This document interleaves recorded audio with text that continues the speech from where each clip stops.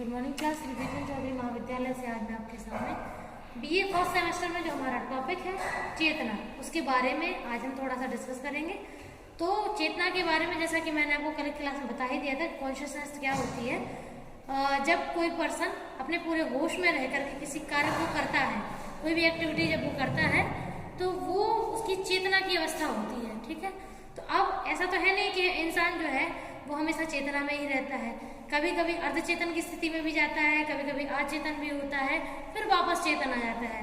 जैसे इंसान हमेशा हेल्दी नहीं हो सकता ना, कभी कभी बीमार हो जाता है, कभी थोड़ा बीमार होता है, कभी ज़्यादा बीमार होता है, कभी पूरी तरीके से ठीक होता है। ऐसे ही चेतना की स्थितियाँ होती हैं। चेतना से अर्धचेतन और अर्धचेतन से अचेतन की स्थितियाँ कंटिन्यू लगातार बनी रहती हैं। ठीक है, क्योंकि अगर व्यक्ति केवल चेतन रहेगा तो इससे भी उसकी सेल्स में इम्पैक्ट पड़ता है। उसका ब्रेन जो है थकने लगेगा बहुत ज़्यादा, क्योंकि एक्टिव रहना बहुत ज़्यादा एक तरीके से नुकसानदायक होता है ज़्यादा। ठीक है, जैसे अगर आप 12-13 घंटे तो जाग सकते हैं बहुत आसानी से, आपको कोई दिक्कत नहीं होगी, लेकिन 14-15 जहाँ 18-19 घंटे होने लगते हैं आपको बिना सोए इतने घंटे, तो आपका फिर दिमाग जो है बहुत ज़्यादा थकने लगता है, सेल्स में वीकनेस टाइप लगती है, ऐसा लगता है शरीर काम नहीं करेगा। तो ये सब क्या है? ये है चेतना से अर्धचेतन या अचेतन की ओर जाने के साइन है ये बेटा। ठीक है, क्योंकि अगर हम लोग कभी रेस्ट नहीं करेंगे तो बॉडी जल्दी ही बीमार होकर के हम लोगों की डेथ हो सकती है। ठीक है, तो इसीलिए कॉन्शियसनेस ज़रूरी है, क्योंकि सारे डिसीजन तो कॉन्शियसनेस में ही लिए जाते हैं, लेकिन साथ ही साथ अनकॉन्शियस और सबकॉन्शियस भी बहुत ज़रूरी है। ठीक है, तो यहाँ पे कुछ पॉइंट है चेतना की परिवर्तित अवस्था के प्रकार, यानी कि जब चेतना होती है, ऐसा तो है नहीं कि केवल चेतना में ही व्यक्ति हमेशा रहता है। चेतना से जब अर्धचेतन की ओर जाता है या अचेतन की ओर, तो ये कुछ पॉइंट देखने को मिलते हैं। तो पहला पॉइंट कौन सा है? नींद या निद्रा, यानी कि जब हम लोग पूरे होश में होते हैं, फ्रेश है, तो काम कर सकते हैं बहुत अच्छे से, लेकिन धीमे धीमे जब थकान होने लगती है तो हम काय में जाते हैं? फिर नींद में। नींद में क्यों जाते हैं? कुछ पता है ऐसा क्यों होता है? नींद क्यों लेते हैं? ताकि हमारी जो बॉडी है वो अच्छे से काम कर पाए दोबारा, है ना, इसीलिए नींद ली जाती है। तो नींद में जब लेते हैं तो हम चेतना की स्थिति में थोड़ी होते हैं, फिर हम अचेतन स्थिति में चले जाते हैं। तब हमारी ब्रेन एक्टिव नहीं होता है, जीवित तो होता है लेकिन एक्टिव नहीं होता है, कार्य नहीं कर रहा होता। जैसे अभी हो तुम लोग अपनी बॉडी को बहुत अच्छे से कुर्सी पर बैठा ले हुए हो, सुन रहे हो, समझने की कोशिश कर रहे हो। ठीक है, अगर ठंड भी लग रही है तो वो भी महसूस हो रही है, लेकिन सोने के बाद आप ये सब कुछ कर सकते हो क्या? नहीं ना, आपकी बॉडी से आपका कंट्रोल खत्म हो जाता है, आपका ब्रेन जो है बिल्कुल रिलैक्स हो जाता है, आपके पूरे ऑर्गन जो है, चाहे बॉडी को है या ब्रेन को, रेस्ट कर रहे होते हैं। ठीक है, रेस्ट क्यों बनाया गया है? ताकि बॉडी शुरू से दोबारा अच्छा काम कर पाए। अगर रेस्ट नहीं होता तो जैसे मशीन होती है ना, चलाते रहो, गर्म हो जाएगी और एक दिन फूक जाएगी, ऐसी बॉडी होती है। जितना ज़्यादा यूज़ करोगे, जितने ज़्यादा घंटे कंटिन्यू यूज़ करोगे, तो आप देख लेना, आपने कभी जग के अगर देखा हो अपने साथ, तो अगर आप 3-4 दिन तक अगर कंटिन्यू जगो तो आप अपने मुंह के पास हाथ लगाना, गर्म सांसें निकलती है ना। ऐसा क्यों होता है? क्योंकि बॉडी जो है वो थक चुकी है और अब अंदर से सेल्स जो है वो गर्म हो रही हैं, और थोड़ा और काम करवाएंगे तो बस अंदर से वो ब्लास्ट होना शुरू हो जाएगा। ठीक है, तो इसीलिए जो अनकॉन्शियस की स्थिति है अचेतन की, वो अच्छी स्थिति है, उसमें सेल्स को रेस्ट मिलता है। ठीक है, क्योंकि सेल्स को रेस्ट बहुत जरूरी है। तो जैसे अपन लोग शादियों में जग लो पूरा, जैसे शादी, जिसके घर की शादी होती है, आप देखना कि मुश्किल से 2-3 घंटे ही सो पाता है वो 24 घंटे में, है ना। तो ये मान के चलो कि 2-3 दिन में मुश्किल से 12-15 घंटे सोया होगा वो। अब आप सोचो 12-15 घंटे 2 दिन की नींद है, वो 3-4 दिन में ले रहा है, तो अब कितनी बड़ी बात है ये। तो कहीं ना कहीं आपने देखा होगा उसके फेस पे, अलग आप फेस को देख के समझ जाओगे कि उसको कहीं ना कहीं एक तरीके से मतलब उसने नींद नहीं ली है। उसका फेस देख के समझ सकते हो ना, कैसे?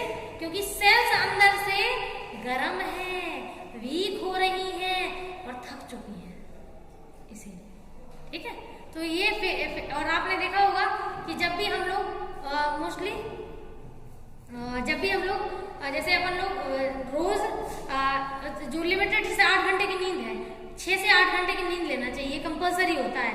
ना 6 से कम लो, ना 8 से ज़्यादा लो, क्योंकि अगर 8 से ज़्यादा लोगे तो भी नींद बहुत नींद आती है। आपने आपने एक चीज सुनी होगी कि जिस चीज का इस्तेमाल हम जितना ज्यादा करते हैं उस चीज की नीड हमारी बॉडी को उतनी ही ज्यादा होती है। सुना है? जैसे आपने अगर सुना हो कि जैसे छुंगली है, इसका यूज हम ज्यादा नहीं करते हैं तो धीमे धीमे इसका अस्तित्व जो है वो खत्म हो जाएगा।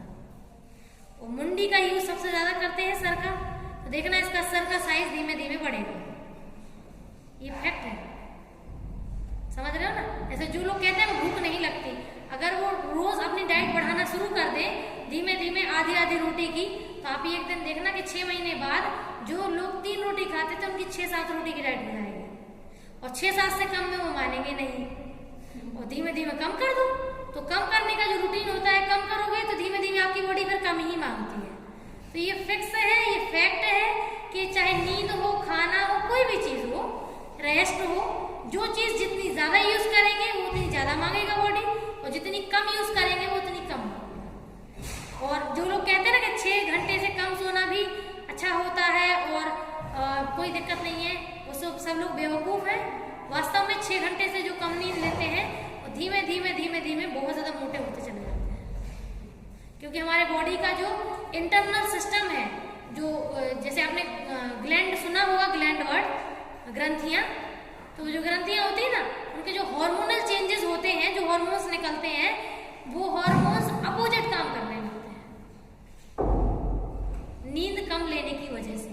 आपने देखा होगा जैसे कुछ लेडीज मोस्टली बच्चे होने के बाद ज्यादा जल्दी हेल्दी हो जाती हैं। ऐसा क्यों होता है? क्योंकि वो बच्चों की वजह से 4-5 घंटे की ही नींद ले पाती हैं, है ना? तो 4-5 घंटे की नींद लेने का मतलब समझ रहे हो कि उनका जो ग्लैंड का सिस्टम है, जो हार्मोन चेंजेस है, वो अपोजिट हो रहे होंगे, उनका फैट धीमे धीमे बढ़ेगा। और फैट अच्छा वाला फैट नहीं होता है कि आप अंदर से भी मजबूत हैं, बहुत ज्यादा वीक होते हैं आप अंदर से, ऐसा फैट बढ़ता है।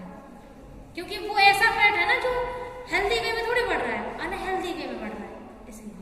ठीक है, तो आपको इसलिए बता दिया है ताकि अगर आपके आसपास ऐसा केस देखने को मिले जो लोग कम नींद लेते हो, तो आप बता पाएंगे कि उनका फैट बहुत स्पीड से बढ़ेगा और अनहेल्दी वे में।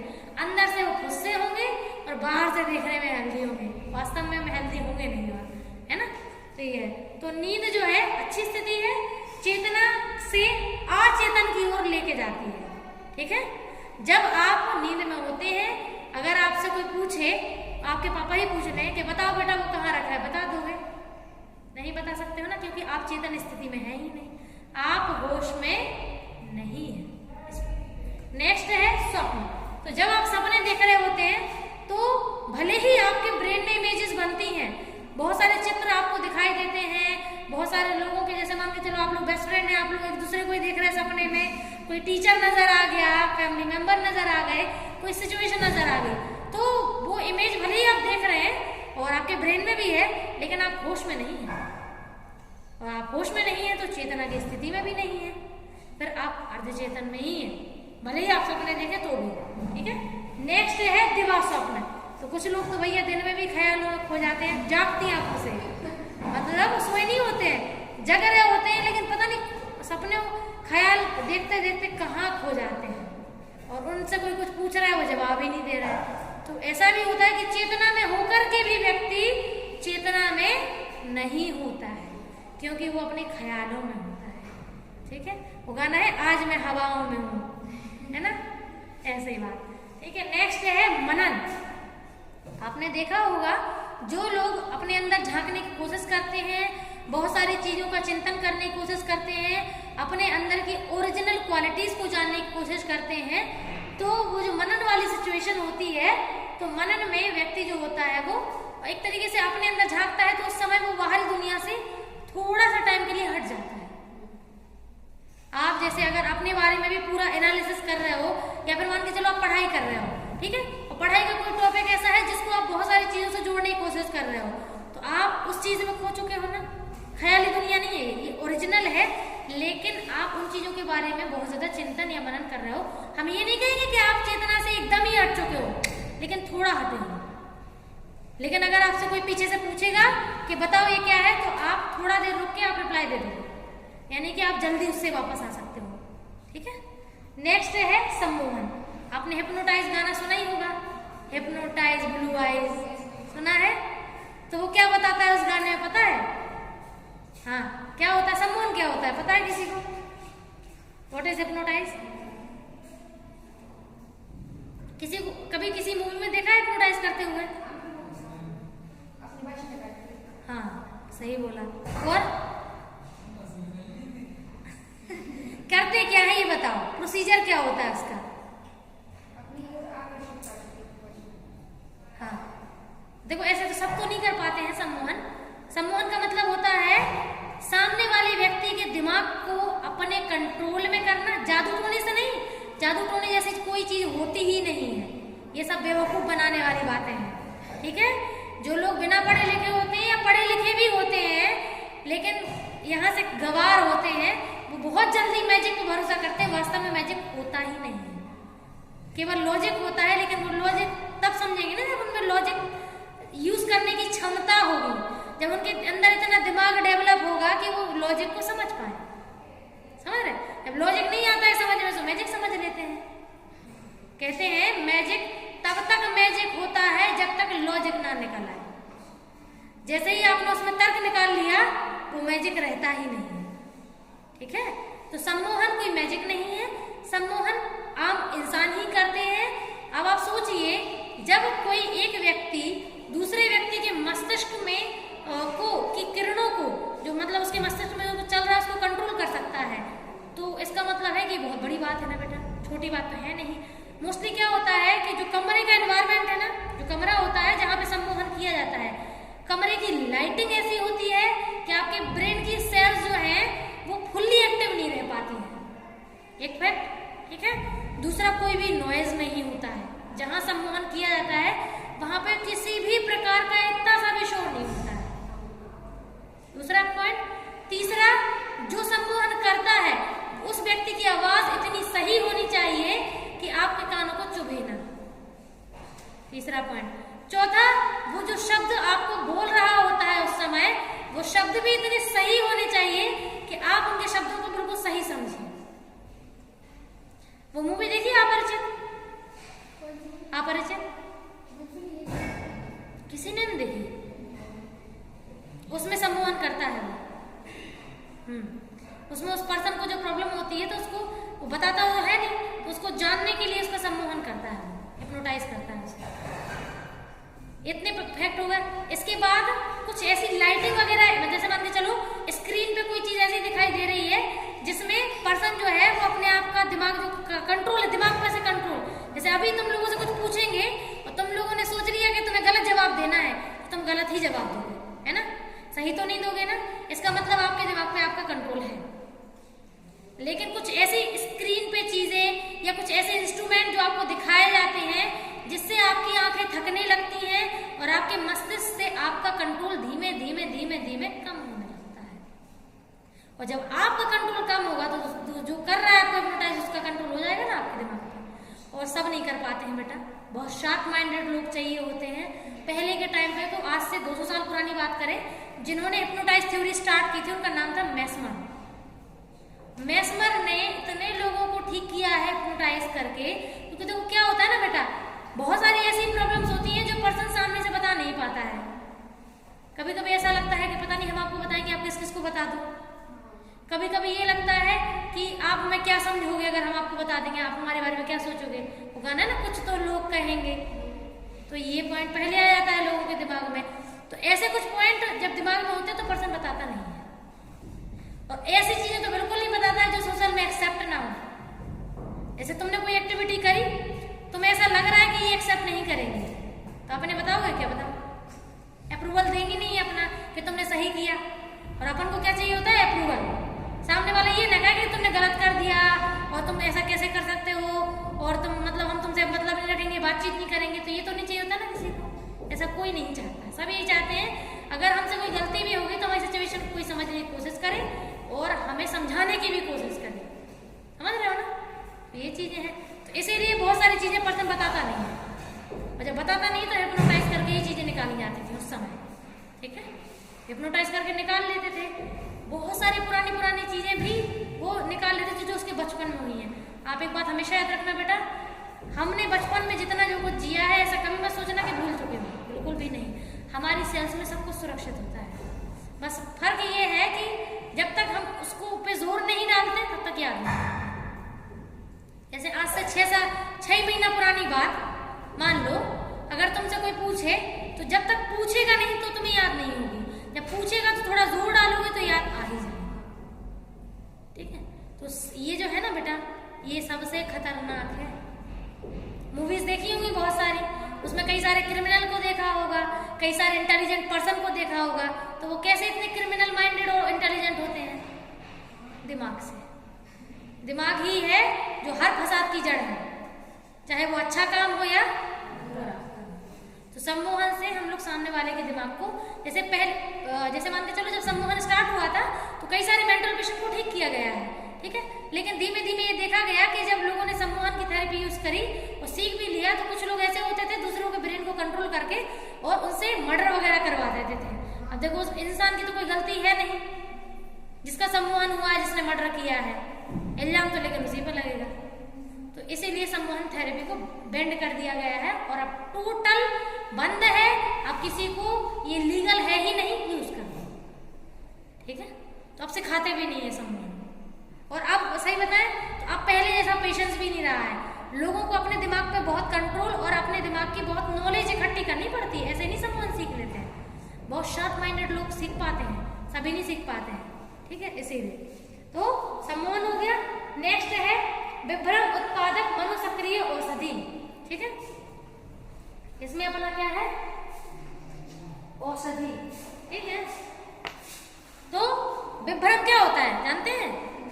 विभ्रम को बोलते हैं हेलुसिनेशन। अब सुना है ये वर्ड?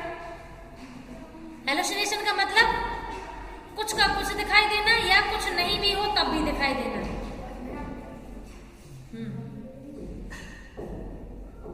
विभ्रम मोस्टली वो होता है जिसमें कुछ नहीं होता फिर भी दिखाई देता है, वो होता है विभ्रम। और भ्रम होता है जिसमें कुछ है लेकिन दिखाई कुछ और देता है। जैसे मान लो रोशनी बहुत कम है नाइट के टाइम के, और कोई कपड़ा ऐसा लिटा के रख दो और रात में तुम आए, तुम्हें क्या दिखेगा? वो सांप लगेगा ना।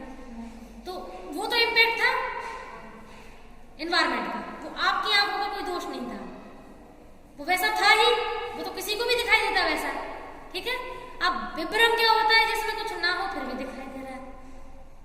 तो ये दो ही लोगों को दिखाई देता है, जो मेंटल रूप से वीक होते हैं। मदहोशी मूवी देखी है? नहीं देखी? उसमें देखना आप, उसके साथ ये प्रॉब्लम होती है। और जो मानसिक रोगी होते हैं ना, केवल उन लोगों को ये दिक्कतें होती है कि जैसे मान लो कहते हैं उधर देखो वो खड़ा है, वो छुरा लिए हैं, हमें मारने आ रहा है, तो ऐसे वो बताते हैं। तो और लोग आसपास के देखते तो उन्हें कुछ दिखाई नहीं देता है। तो इसका मतलब समझ रहे हो ना, वैसा कुछ है नहीं, वो केवल उनके मस्तिष्क में है। सपने कहाँ से आते हैं? आंखों से आते हैं कि मस्तिष्क से आती है? बताइए। आंखें तो खुली होती नहीं है, कोई इमेज आंखों पे बन ही नहीं रही है, तो सपने कैसे आते हैं? मस्तिष्क से। इसी से समझ लो बेटा कि मस्तिष्क ही हर चीज की शुरुआत और अंत है, ठीक है। तो इसीलिए विभ्रम, इसमें औषधि वर्ड है। औषधि मतलब क्या होता है? दवाएं। तो आपने देखा होगा कुछ ऐसी ड्रग्स वगैरह नहीं आती जैसे चरस, गांजा, अफीम, ये क्या होती? जब यूज करता है ना इंसान तो उससे उनको विभ्रम होने लगता है, कुछ भी दिखाई देने लगता है, कुछ भी सुनाई देने लगता है। तो ये जो प्रॉब्लम है विभ्रम वाली, ये दो ही लोगों में पाई जाती है, या तो मानसिक रूप से बीमार है या फिर वो ड्रग्स वग्स का यूज करता है। तो ये औषधि की बात चल रही है यहाँ पे, तो मानसिक रोगियों की बात नहीं चल रही, क्योंकि मानसिक रोगी तो वैसे मनोविज्ञान वैसे ही पढ़ते हैं अपन लोग, ठीक है। नेक्स्ट है बायोफीडबैक। बायोफीडबैक का मतलब होता है जब किसी से कोई बात पूछी जाए और उसका रिस्पॉन्स देने में उसको समय लग रहा हो, तो इसका मतलब है कि वो थोड़ी देर के लिए चेतना की स्थिति से हटा था। अब जिस भी रीजन से हटा हो वो उसकी प्रॉब्लम है, ठीक है। अब है नींद के प्रकार। दो प्रकार की नींद होती है, एक होती है REM स्लीप और एक होती है NREM स्लीप। REM का फुल फॉर्म है रैपिड आई मूवमेंट स्लीप और NREM का फुल फॉर्म है non rapid eye movement sleep, ठीक है। तो रैपिड मतलब आंख की गति चलना और NREM नॉन रैपिड मतलब आंख में कोई गति नहीं हो रही। कभी किसी सोते हुए इंसान को देखना, अगर बिल्कुल आंखें बिल्कुल शांत है, ये जो मूवमेंट है ना ये बिल्कुल नहीं हो रहा है, तो कौन सी स्लीप है? NREM स्लीप है। तीव्र आंख गतिक नींद, और आंखों में मूवमेंट हो रहा है, गति हो रही है, तो यानी कि तीव्र गतिक आंख गतिक नींद, रैपिड आई मूवमेंट, ठीक है। तो अब इन दोनों में फर्क क्या है? अच्छा ये बताइए, आप दोनों से कॉमन सेंस का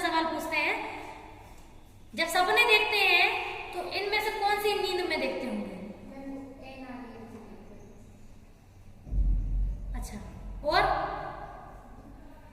दो अपने अपने रिस्पॉन्स दो, एक ही ठेका थोड़ी ले रखे, बताओ।